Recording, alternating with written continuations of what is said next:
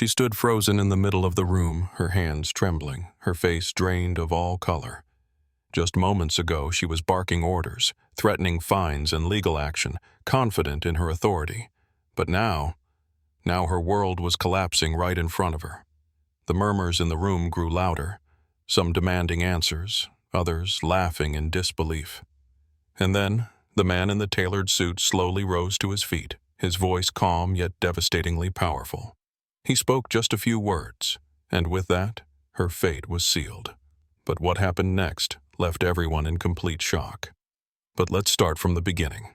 The sun blazed over the pristine, gated community of Oak Ridge Estates, where white picket fences lined the manicured lawns and an air of exclusivity filled the neighborhood. It was a place where rules reigned supreme, dictated by the iron fist of the Homeowners Association, HOA president, Margaret Whitmore. A woman in her late 50s, Margaret carried herself with the self-righteous authority of a self-appointed ruler.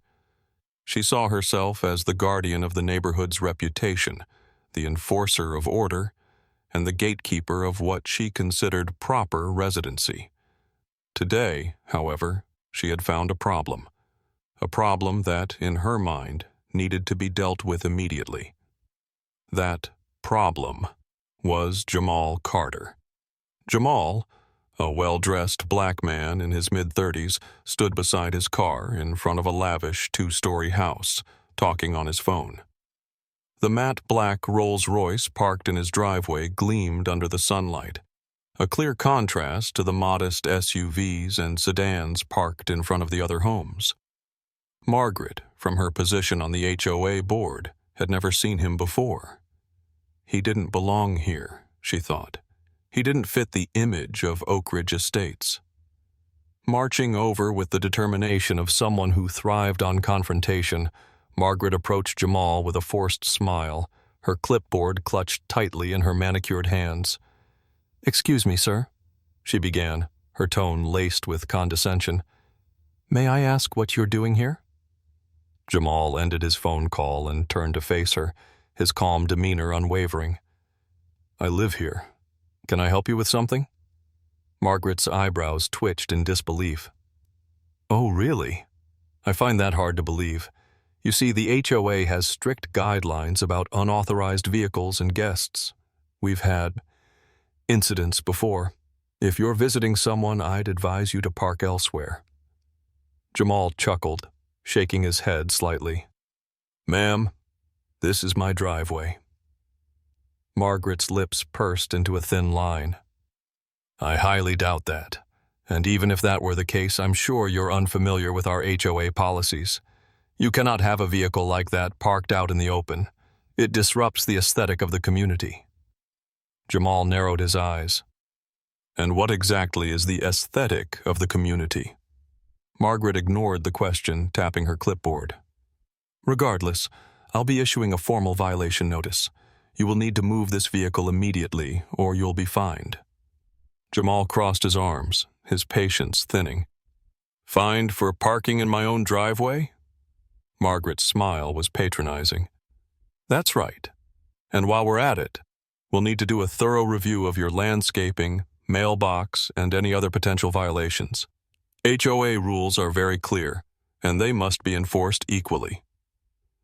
Jamal exhaled sharply, his jaw tightening. He had dealt with people like her before. People who wielded power in small ways just to make themselves feel superior. But he let her continue, because soon she would regret every word. The next morning, Margaret wasted no time. She drafted an official notice of violation, adding as many infractions as she could think of: unauthorized vehicle, potential property modifications, and even a suspicious presence complaint. By noon, she had printed out the notice and walked triumphantly to Jamal's front door, slapping the paper against the wood with a smug grin. It was only when she turned to leave that she noticed the group of men standing near the front entrance of the neighborhood: contractors, surveyors, and a man in a crisp navy suit. They were inspecting the area, taking notes, and speaking in hushed tones. Margaret's curiosity got the better of her. She approached the suited man, her authority in full swing. "Excuse me, but Who authorized this?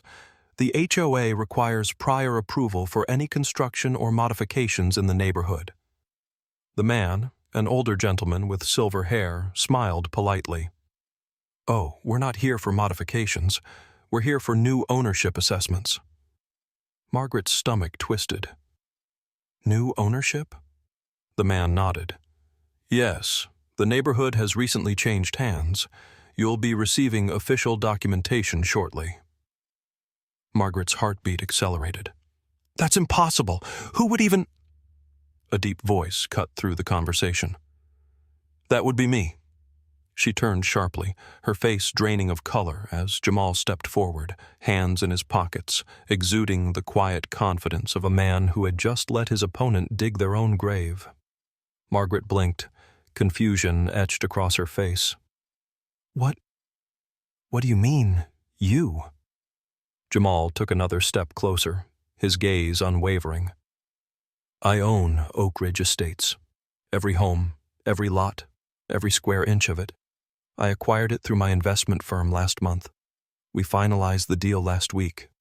Margaret's knees nearly buckled. That can't be right. The HOA was informed. In fact, your board approved the sale without even looking into who was behind it. Funny how that works, huh? A suffocating silence fell over the space. Margaret's mouth opened and closed as she searched for a rebuttal, but none came. Jamal continued, his voice calm but edged with satisfaction. So, about those fines you were so eager to hand out, consider them voided. In fact, I think it's time we take a closer look at how this HOA has been operating. I have a few changes in mind. Margaret's breath hitched. She had spent years controlling this neighborhood, dictating what was acceptable, keeping out undesirables. And now the very person she tried to push out was the one holding all the power. She had never felt so small. The next HOA meeting was unlike any before. Residents filled the community center, murmuring among themselves as they tried to piece together the whirlwind of rumors that had spread like wildfire. Jamal sat at the head of the table, where Margaret once ruled. His presence commanded respect, not because he demanded it, but because he had earned it. Margaret, on the other hand, sat rigidly in her chair, her face a mask of forced composure, but everyone could see the fear behind her eyes. Jamal tapped the microphone. Good evening, everyone. As you may have heard, ownership of Oak Ridge Estates has changed, and with that comes a new approach to leadership. The days of excessive fines, biased enforcement, and selective targeting are over. A wave of murmurs swept through the room, some residents nodding in agreement, others exchanging nervous glances. Jamal's gaze landed on Margaret. And as for the HOA board, we'll be reviewing its structure. Effective immediately, a fair election process will be put in place. No more unchecked power. Margaret stiffened. You can't just dismantle the HOA. Jamal smirked. I can, and I will. Because this community deserves leadership that works for everyone, not just for those who fit a narrow definition of acceptable. The room erupted in applause.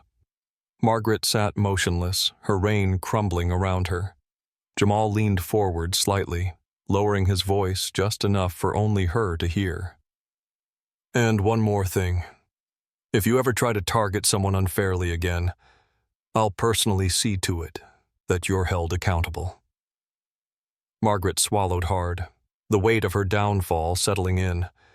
Jamal stood, addressing the crowd with confidence. Change is here, and this time it's for the better. The residents clapped, the sound filling the room like a declaration of a new era. Margaret remained silent, her hands trembling beneath the table. She had lost. And Jamal? He had won in the most spectacular way possible.